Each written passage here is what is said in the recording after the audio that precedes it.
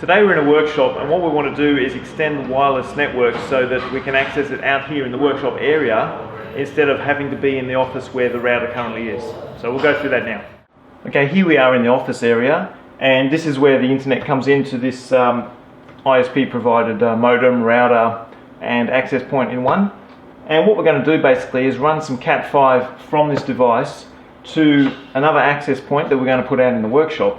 And that's going to be cabled into this device here and extend the network into the workshop. Okay, so from the office here, we go through here out to the workshop area. And this whole area wants to have access. So what we're going to do to cover this whole area is going to put an access point up that pole there, which is centrally located, which should cover this whole area pretty well.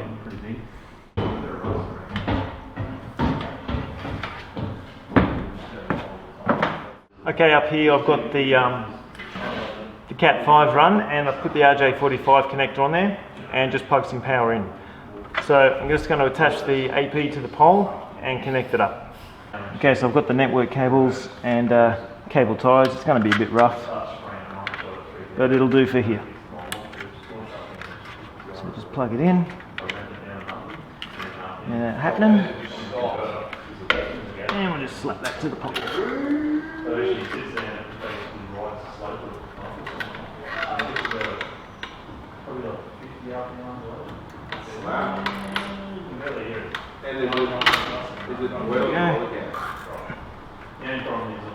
Beautiful.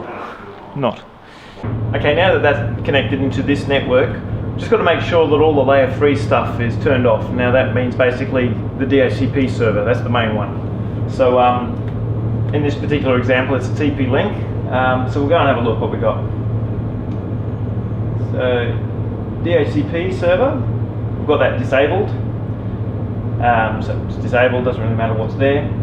For the network, this access point is actually getting its IP address from the existing DHCP server on this router.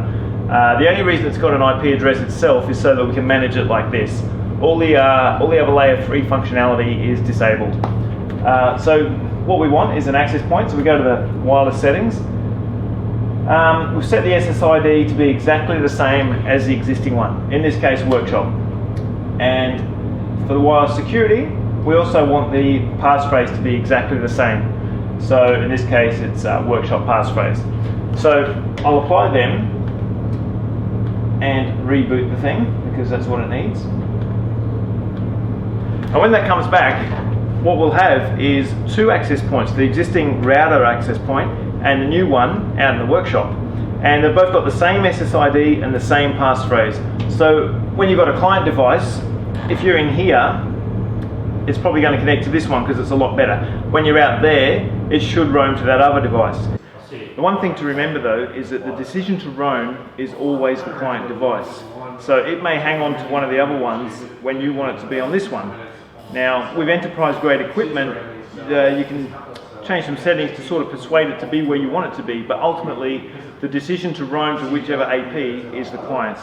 So with home grade equipment, it may not always pick the AP that you want it to, but eventually it will. In general, it will want to be on the one that has a stronger signal, generally, and you're going to get better coverage out here anyway because we've now got this AP out here. Okay, so down the back here where we used to get no coverage, no good signal, I'll just try and connect to that workshop SSID now. Okay, and it's connected. Okay, you can see I'm connected. If I use this program called Aruba Utilities, which is pretty handy, you can see that we've got all signal and all that. And down the bottom, hopefully you can see we've got TP-Link and Belkin listed as the ones visible, and the one that's underlined, the top one, is this TP-Link. So we're connected at we're connected on the TP-Link access point on channel 11, and we're getting very good signal out here where we had none before from the Belkin, which is a bit low out here. Even way out here in a car park where we don't really need the signal, it still gets here anyway from that new AP we've just connected. So even though you can't see me, the RF can. Okay, so that's all there is to it. Now we have an extended wireless network out here, and there's coverage throughout this whole workplace.